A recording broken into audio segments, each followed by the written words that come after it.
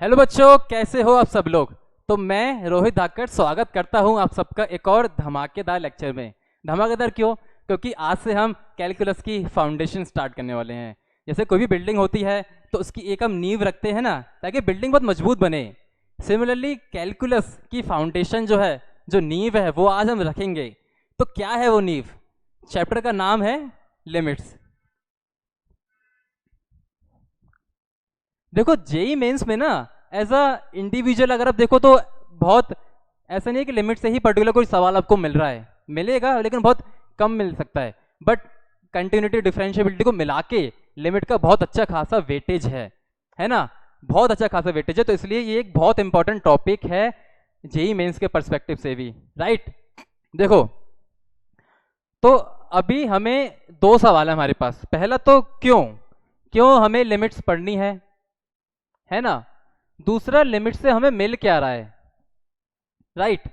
देखो, जैसे एग्जांपल से समझते हैं ना इसको। एक एग्जांपल लेता हूं मैं। अगर एग्जांपल लूं f of x equals to x minus to.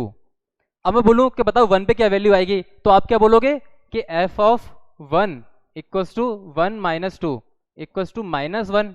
मैं बोलूं एफ ऑफ टू पर क्या वैल्यू आएगी, तो आप बोलोगे f of two equals to two minus two equals to zero. Three पर निकालो, फोर पर निकालो, हंड्रेड पर निकालो आप। तो f of hundred equals to क्या होगा, हंड्रेड माइनस टू 98। तो एक्स की हर एक वैल्यू के लिए, चाहे रियल नंबर रखूं, रैशनल इरेशनल कुछ भी रखूं, वैल्यू मिल रही है मुझे।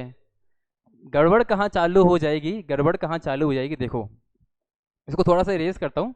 गड़बड़ कहाँ चालू होगी, अगर मैं एक फंक्शन यहाँ पे इसको थोड़ा सा चेंज करके लिखूं, x minus two upon x minus two. अब यहाँ थोड़ी दिक्कतें चालू हैं। हो सकता है कुछ बच्चे बोलें कि सर x माइनस टू से x माइनस टू कैंसिल करिए ना, वन आ गया आंसर। अब तो आप कुछ भी रखो, x का वैल्यू वन ही आने वाला है। तो रुको जरा, सब्र करो, ऐसे नहीं कट कर सकते हैं। क्यों नहीं कर सकते हैं सर? कट तो कर सकते हैं। देखो क्यों नहीं कट कर सकते हैं। आपने कभी ऐसा देखा है 0.0 को 1 लिखते हुए, कि 0 से 0 कैंसिल कर देते हैं और 1 आंसर आ गया? नहीं, बहुत वेग है ये। चलो 4/2 तो फिर भी ठीक है कि 2 आंसर आ गया, 4/2 के 2 आ गया। 4 को 200 में डिवाइड कर दिया, 4 को एक हिस्से में डिवाइड करेंगे तब 4 आ जाएगा, ये तो ठीक है। 4/0 ये भी अनडिफाइंड है मैथमेटिक्स के लिए। 4 को 0 में डिवाइड करना है, ये बेसिकली जब भी आप डिनोमिनेटर से डिनोमिनेटर में 0 से डिवाइड करते हो तो वैल्यू अनडिफाइंड जाती है। ये मैथमेटिक्स में डिफाइंड ही नहीं है ये चीज़।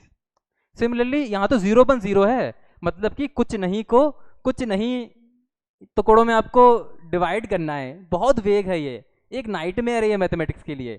तो ऐसा नहीं कर सकते। तो बोलोगे सर ये तो ठीक है, तो यहाँ क्या दिक्कत है? यहाँ तो 0/0 नहीं है।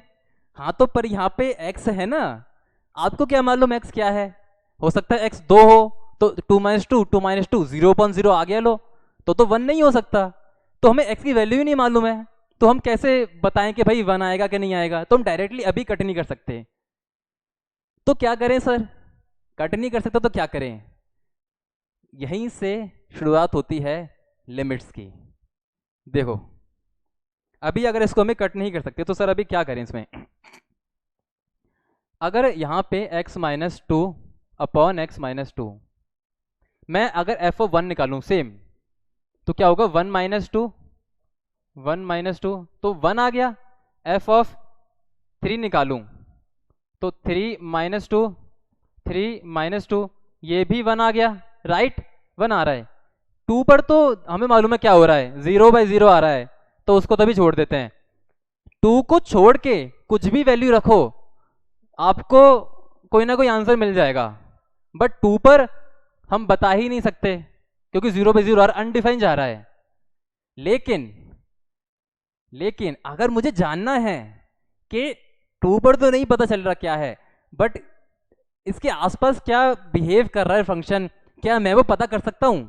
हाँ, वो हम पता करते हैं लिमिट से। लिमिट का काम ही यही है। कोई फंक्शन है, किसी वैल्यू पर हमें वो फंक्शन डिफाइंड नहीं हो पा रहा है। मान लो यहाँ पे 2 पे, जैसे ये 2 पे डिफाइंड नहीं था, लेकिन हमें जानना है कि 2 के आसपास क्या बिहेव कर रहा है वो फंक्शन। तो वहां हम लिमिट का यूज करते हैं। लिमिट में बताएगा कि देखो भले ही इस पर डिफाइंड नहीं है लेकिन इसके आसपास ये इस तरह से बिहेव कर रहा है, राइट। तो अभी हम देखो अब इसको कैसे करेंगे, हम कैसे हम लिमिट से हम इसकी वैल्यू निकालेंगे। देखो तो लिमिट को लिखने का तरीका है limit x tending to 2, x जो है ना 2 की तरफ जा रहा है, 2 नहीं है 2 की तरफ जा रहा है, right. x minus 2 upon x minus 2। देखो क्योंकि x 2 की तरफ जा रहा है, x 2 नहीं है 2 की तरफ जा रहा है। तरफ जाने का मतलब क्या है सर, ये समझ नहीं आ रहा, तरफ जा रहा है मतलब ये क्या है। तो ये देखो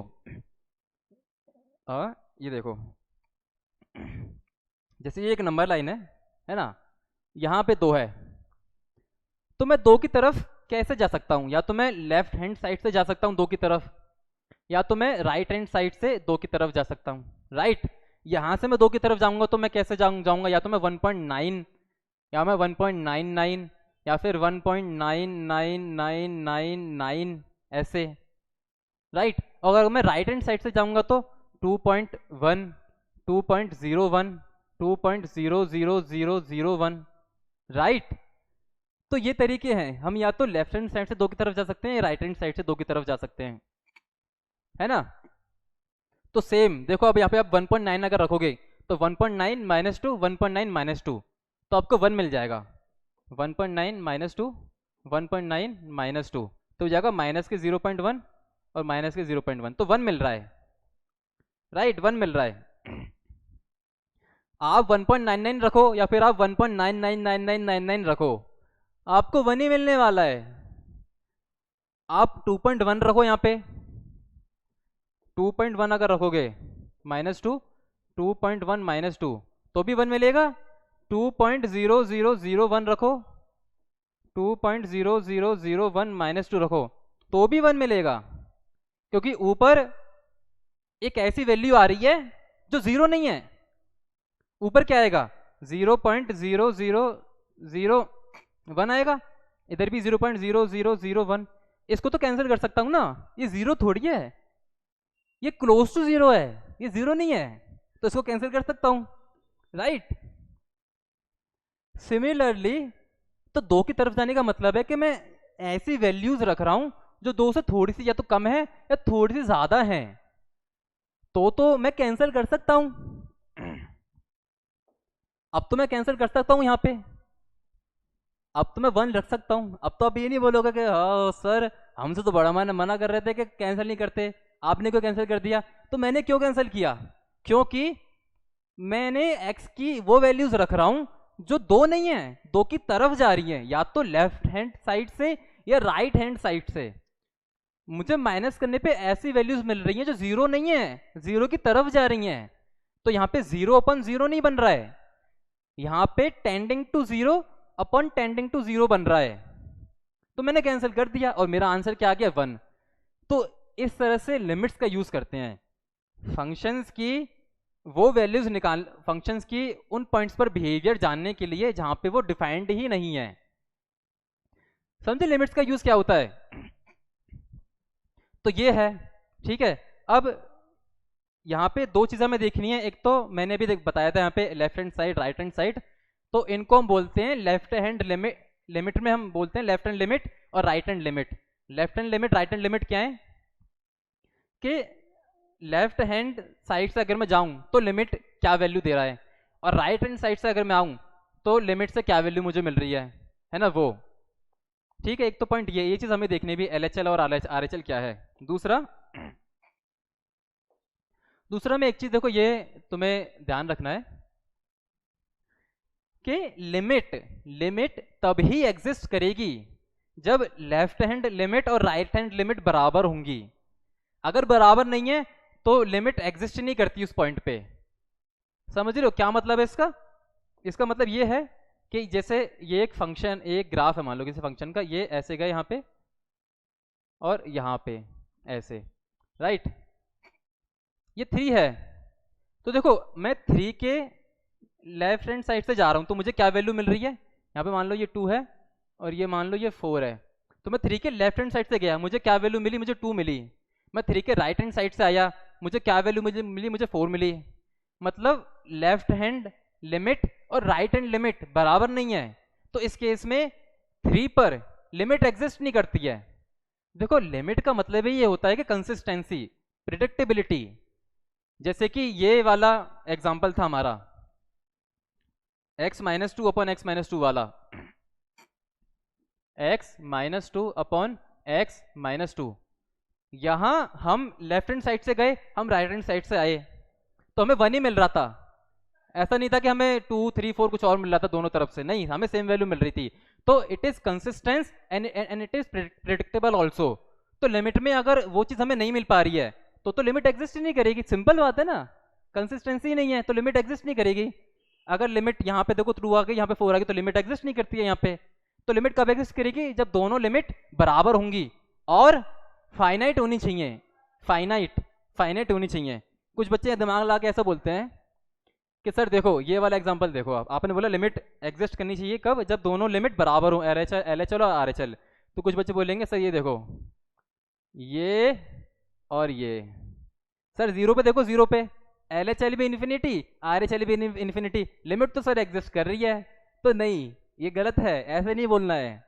यहाँ पे भी लिमिट एग्जिस्ट नहीं करती है यहाँ। अच्छा तुम ये बताओ, अगर आप बोल रहे हो कि सर देखो इन्फिनिटी, यहाँ से भी इन्फिनिटी, यहाँ से भी इन्फिनिटी, दोनों बराबर तो है, तुम ये बताओ यहाँ वाला इन्फिनिटी और यहाँ वाला इन्फिनिटी सेम है क्या?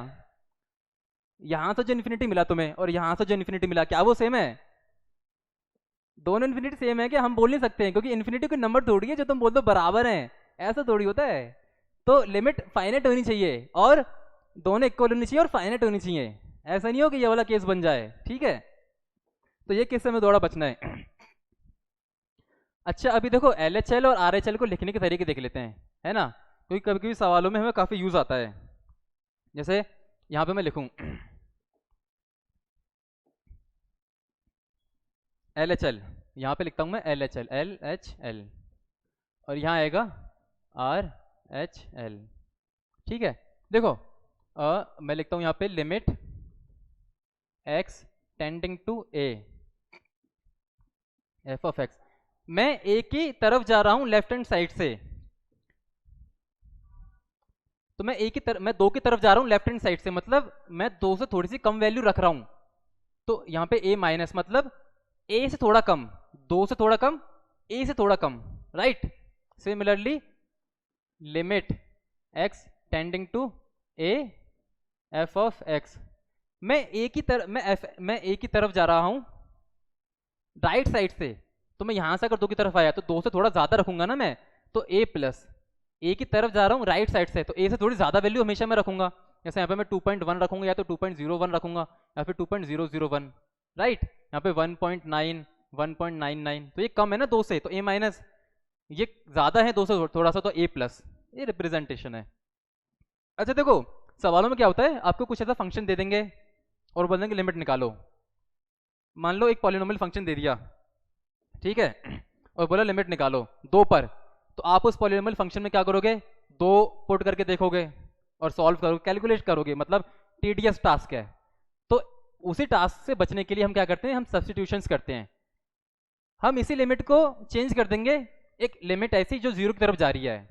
कैसे करेंगे देखो, क्योंकि 0 में बहुत आसान हो जाएगा, आपने 0 पुट किया, सब कुछ 0 खत्म, कांस्टेंट बचेगा, आंसर आ जाएगा, बहुत इजी हो जाएगा। कैसे होगा वो सवाल करके पता चलेगा, है ना? अभी देख इसको सब्स्टिट्यूशन करना कैसे वो देखो आप, है ना, सवालों से और क्लियर होगी वो चीजें। तो x की जगह आपको रखना है a प्लस एच। h बहुत स्मॉल नंबर है, बहुत छोटा नंबर है, एक बहुत स्मॉल, राइट, बहुत स्मॉल नंबर है। तो h यहां से क्या मिलेगा, x माइनस a। अब देखो ये a है और ये क्या है, x क्या है, a से थोड़ा कम है, a से थोड़ा कम, तो आएगा तो देखो जैसे ये 2 है और ये 2 से थोड़ा कम, तो आएगा तो 0 के अप्रोक्स आंसर, 0 के क्लोज आएगा ना, आएगा तो 0 के क्लोज आंसर। तो इसको मैं चेंज करके लिखूंगा ऐसे, limit h tending to 0, h कहाँ जाएगा, h 0 की तरफ जा रहे हैं ना, क्योंकि ये भी 2, ये 2 से थोड़ा कम, तो जाएगा तो जीरो की तरफ, ए से थोड़ा कम तो जीरो की तरफ जाएगा, तो जीरो की तरफ जाएगा F of A plus H. लेकिन देखो जैसे ये 1.9 -2 तो माइनस के 0.1 आया, मतलब ये जीरो की तरफ तो जाएगा बट नेगेटिव साइड से, तो जीरो माइनस, समझे। सिमिलरली यहाँ पे एक्स की जगह सेम चीज करनी है, सेम एक्स की जगह ए प्लस एच पुट करो, सब्स्टिट्यूशन, एच की वैल्यू क्या आएगी एक्स माइनस ए। अब ए जो है ना, तो एक्स जो है ना, एक्स थोड़ा सा ज्यादा है किससे, ए से थोड़ा ज्यादा है, तो एच अभी भी जीरो की तरफ जाएगा। जैसे अगर ये 2.001 है माइनस के 2, तो आंसर क्या आएगा 0.001। तो ये जा तो जीरो की तरफ रहा है बट पॉजिटिव है, तो यहाँ पे क्या लिखेंगे, limit h tending to zero positive f of x plus a plus h. तो ये रिप्रेजेंटेशन है कि LHL कैसे निकालना है, RHL कैसे, LHL RHL को कैसे लिखना है और उनमें सब्स्टिट्यूशंस कैसे करने हैं, ठीक है। तो ये कुछ चीजें थी। तो एक लास्ट हम सवाल देखते हैं ये लेक्चर को खत्म करते वक्त, ठीक है। उससे थोड़ा सा कॉन्सेप्ट क्लियर होगा। जैसे मान लो आपको फंक्शन दे रखा है, ये निकालना है आपको, लिमिट एक्स टेंडिंग टू 3, ये है GIF greatest integer function upon 3 - 3, 3 plus समझ गए क्या है, 3 की तरफ जा रहे हैं, कहाँ से, राइट हैंड साइड से, करेक्ट। तो अब इसका वैल्यू निकालना है, तो देखो ये 3 नहीं है, यहाँ पे x आएगा, 3 हो जाएगा तो वो तो अनडिफाइंड हो जाएगा फिर तो। अब देखो GIF का आपको मालूम है क्या होता है सीन, है ना, इंटीजर वैल्यू दे देगा ये आपको। तो अगर आप 3 प्लस रख रहे हो, देखो अगर मैं GIF के अंदर 3.1 रखूंगा, या फिर मैं 3.01 रखूंगा, या फिर मैं 3.0001 रखूंगा, मुझे हर केस में 3 ही मिलने वाला है, राइट। ये तो मालूम है GIF की प्रॉपर्टी आपको। तो 3 प्लस मतलब यही चीजें हैं, 3 प्लस मतलब मैं 3 की तरफ जा रहा हूँ विद राइट हैंड साइड, तो मैं ये सारी वैल्यूज रखूंगा या उसमें, तो मुझे 3 ही मिलने वाला है। मतलब मुझे ऊपर क्या मिलने वाला है, मुझे ऊपर 3 मिलने वाला है -3, और नीचे क्या है x -3। अच्छा ये वाला x जो है ना, ये 3 की तरफ जा रहा है, 3.1 3.01 3.001, तो यहाँ पे हमें क्या मिलेगा, यहाँ पे हमें एक ऐसी वैल्यू मिलेगी जो 0 की तरफ जा रही है। माइनस करो इसमें, तो देखो 3.1 -3 क्या आएगा 0.1, 3.01 -3 0.01, 3.0001 -3 0.0001, कुछ ऐसे आंसर्स आएंगे। तो ऊपर क्या आ रहा है आपके लिए, 3 - 3 0 आ रहा है, एग्जैक्ट 0 आ रहा है, एग्जैक्ट 0, ऊपर एग्जैक्ट 0 आ रहा है। नीचे क्या आ रहा है, एक ऐसा नंबर जो 0 की तरफ जा रहा है बट 0 नहीं है। तो एक ऐसा नंबर जो 0 की तरफ जा रहा है 0 नहीं है, तो उसको k मान लेते हैं, तो 0 अपन क्या होगा 0 हो जाएगा। समझे ये पॉइंट बहुत जरूरी है, क्योंकि यहाँ पे एक कॉन्सेप्ट जो आपको समझ में आएगा वो ये कि एग्जैक्ट 0 क्या है, क्लोज टू 0 क्या है। ये एग्जैक्ट 0 है, ये क्लोज टू 0 है ना, एग्जैक्ट 0 अपॉन क्लोज टू 0, तो इसका आंसर 0 आएगा। एग्जैक्ट 0 अपॉन एग्जैक्ट 0, ये तो अनडिफाइंड है।